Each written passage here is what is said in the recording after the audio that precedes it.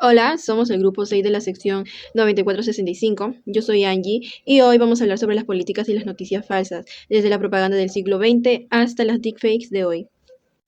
Hace unos meses, en noviembre de 2025, un congresista, Carlos Anderson, presentó un proyecto de ley en el Congreso peruano para sancionar el uso de los deepfakes en campañas electorales. Justo pensando en las elecciones de 2026, el proyecto busca que el JNE pueda ordenar el retiro inmediato de un video o audio manipulado con inteligencia artificial que imite la voz o el rostro de un candidato.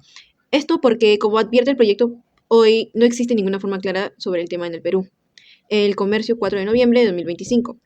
Y el problema ya se siente, según un estudio difundido por el Comercio en abril de 2025, más de la mitad de los peruanos encuestados afirmó haber visto noticias falsas en redes sociales y un especialista en ciberseguridad advirtió que los deepfakes son cada vez más difíciles de reconocer por el usuario promedio.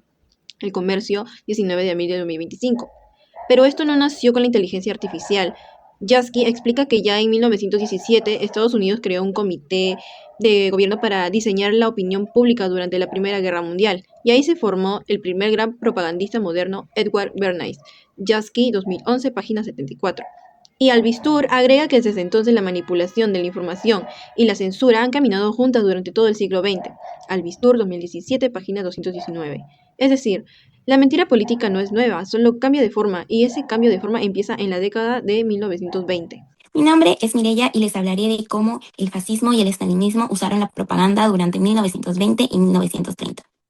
En esta década nacieron los dos modelos de propaganda más agresivos del siglo XX, el fascista y el estalinista. Pineda Cachero explica que para Joseph Goebbels, ministro de propaganda del régimen nazi, la propaganda no era algo deshonroso ni manipulador, sino un gran arte que requería personas capacitadas, y que Hitler había aprendido de la propia propaganda aliada en la Primera Guerra Mundial, la necesidad de tener una autoridad propagandística centralizada y repetitiva.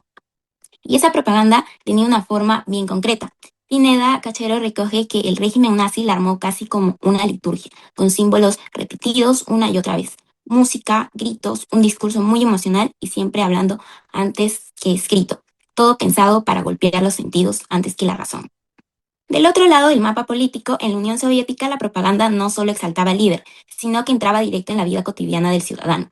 Garay Rivera analizó 5 carteles soviéticos contra el alcoholismo hechos entre 1917 y 1990 y encontró que su fórmula más repetida era usar imagen y texto para culpar y avergonzar directamente al trabajador que bebía, como forma de moldear al nuevo ciudadano soviético. Entonces vemos dos regímenes completamente opuestos en ideología, pero con la misma estrategia: controlar no solo lo que la gente sabe, sino también lo que siente y cómo se comporta. Ok, ahora yo hablaré sobre cómo aparece en el mundo digital y qué cambia en la manipulación. Este modelo de propaganda de Estado con radios y carteles no desapareció, se digitalizó. González Arencibia y Martínez Cardero documentaron cómo la consultora Cambridge Analytica utilizó perfiles falsos y propaganda automatizada en redes sociales para intervenir en procesos electorales de América Latina, incluyendo su vínculo con la crisis política en 2019. A diferencia del cartel o la radio, aquí la manipulación ya no llega igual para todos. Se arma un perfil psicológico de cada usuario a partir de sus datos y se le muestra el mensaje falso que más lo va a mover emocionalmente. El paso más reciente de esta manipulación es el deepfake. Miranda Mera y Iyikachi Ramos analizaron 20 videos manipulados con inteligencia artificial que circularon en la red X durante las campañas presidenciales en Ecuador de 2023 y 2025 y encontraron que ese contenido generó indignación, miedo y rechazo, profundizando la polarización entre los votantes. Estos videos se crean con redes neuronales que compiten entre sí hasta lograr una imagen casi indistinguible de la real.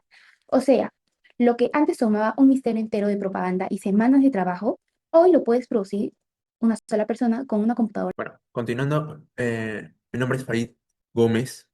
Continuando con la exposición, voy a hablar sobre los fake news como arma electoral entre los casos de Perú y Chile. Bueno, esto no se queda en la teoría uno. Tiene dos ejemplos muy concretos y cercanos. En la segunda vuelta de las elecciones peruanas de 2021, entre Pedro Castillo y Keiko Fujimori, Miyagazuko documenta que tras el asesinato de 16 personas en el Pride atribuido oficialmente al Sendero Luminoso, testigos y autoridades locales desmintieron esa versión, pero el hecho igual fue usado para revivir el miedo del terrorismo y favorecer a Fujimori. En esa misma semana circuló una página web anónima con la foto de Fujimori, que ofrecía calcular cuánto le tocaría a cada familia peruana del canon minero y si ella ganaba una promesa que nunca estuvo en su plan de gobierno, ¿no? En Chile pasó algo parecido durante el estallido social de 2019. Klaus Medina y Lowit Carrasco diseñaron un experimento con una imagen editada que simulaba ser una noticia real con el titular de que un carabinero vestido de civil había sido expulsado de una tienda por los propios trabajadores. El 47% de las personas que vieron esa imagen falsa dijo que su primera reacción sería contrastar la información con otro medio antes de creerla o compartirla. Bueno, estos dos países, estas dos coyunturas distintas, pero el mismo mecanismo, ¿no? Aprovechar el miedo o la rabia del momento político para meter una mentira que empuje el voto o la opinión pública en una sola dirección. Hola, soy Irene Rufasto y yo les voy a hablar sobre las redes sociales, el nuevo terreno de la política.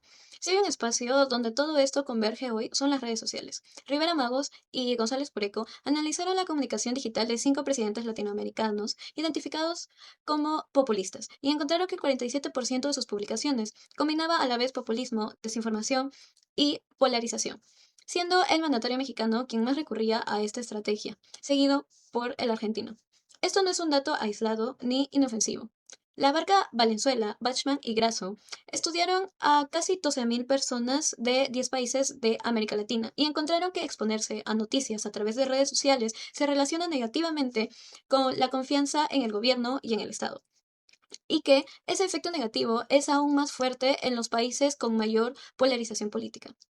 En otras palabras, las redes sociales no solo distribuyen noticias falsas de manera más rápida que cualquier canal o cartel del siglo XX, también le dan micrófono directo al líder político para que él mismo participe activamente en esa desinformación, sin pasar por ningún filtro periodístico.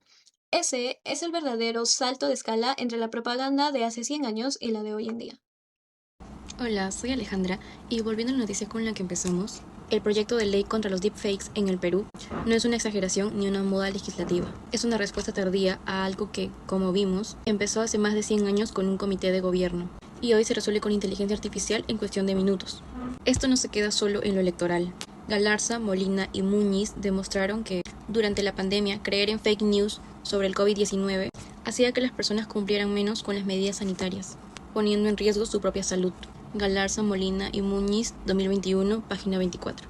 Y a nivel más amplio, Suart, Carduño y Hernán Aguirre muestran que varias democracias representativas de la región, como la mexicana, atraviesan hoy una crisis de confianza en sus propias instituciones. Suart, Carduño y Hernán Aguirre, 2022, página 14.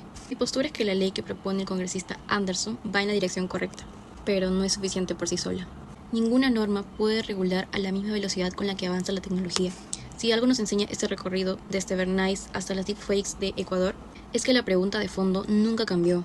Quien controla la información controla también una parte del poder político. Y esa es una responsabilidad tanto de leyes como de cada uno de nosotros como ciudadanos.